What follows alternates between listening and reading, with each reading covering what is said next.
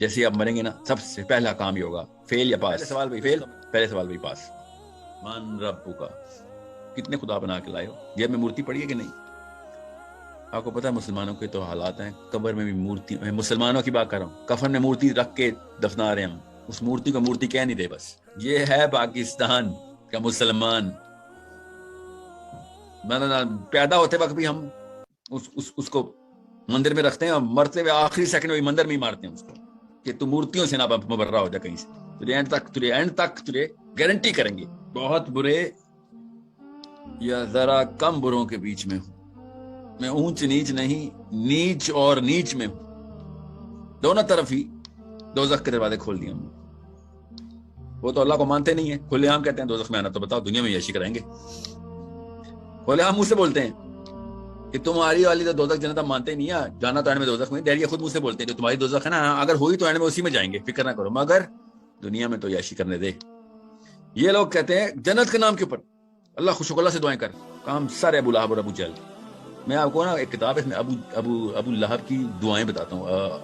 ابو سفیان رضی اللہ عنہ کے قبل اسلام کی دعائیں بھی اس میں لکھی ہوئی.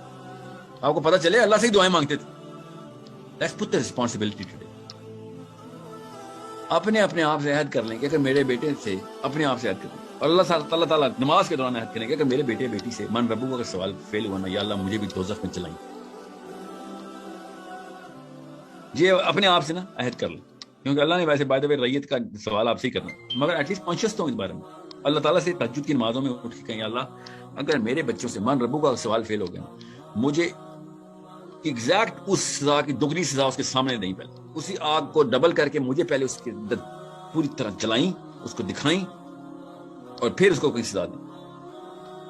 تب آپ کو پتہ چلے گا کہ کانشیسنیس کی ٹریننگ کیا ہوتی ہے، اصلی سوال ہے کیا. تو آنٹی ہو یا انکل ہوں، امی ہو یا ابو ہوں، کوئی میٹر نہیں کرتا. اگر اللہ کا رسول توڑ رہا ہے، اللہ کے رسول کو گرے کر رہا ہے، کوئی میٹر نہیں کرتا. خدا کی قسم اسی سے بغاوت کے لیے اسلام آیا.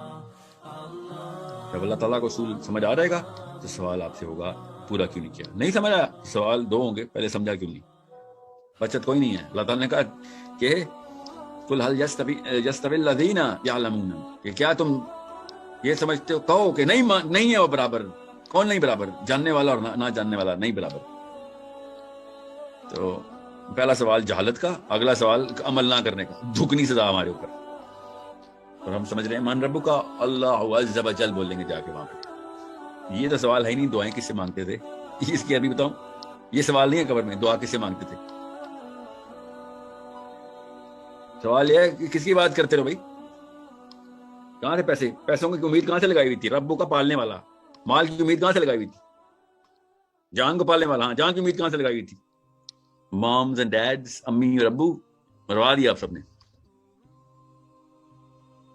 ابھی وقت ہے اٹھیں. انشاءاللہ اپنی بچیوں کو طاقت دیں، وہ اپنے آگے سے بچوں کو طاقت دیں. اپنے بیٹوں کو طاقت دیں، وہ آگے سے اپنے بچوں کو طاقت دیں کہ لڑنا ہے بیٹا، لڑنا ہے، ورنہ کام نہیں ہونا. خیر ہے مر جانا، اللہ نے مارنا ہے تو مرنا. تم نے اگر جتھے سے نہیں مرنا تو کسی کینسر سے مر جاؤ گے، بے شک 12 سال کی ہوگا. اگر مرنا 12ویں سال میں لکھا اللہ نے تو لڑ کے ہی مر جاؤ، اس سے بہتر ہے.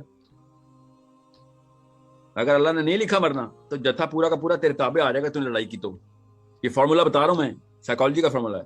اگر تمہاری عمر 50 سال پلس ہوئی نا تو بچپن سے لڑائی کی ٹریننگ کروا دو جتھے کے خلاف، دیکھیں پھر پوری دنیا آپ کے تابع ہوگی. ظاہر ہے ساری عمر جتھے سے لڑتا.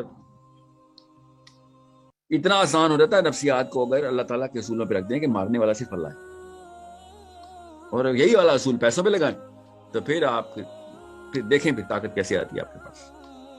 یہ صحابی نے کیا، یہ اس نبی نے کیا، ہمارے سامنے ہر نبی نے کیا، ہر صحابی نے کیا، طاقت ان کے پاس آ گئی.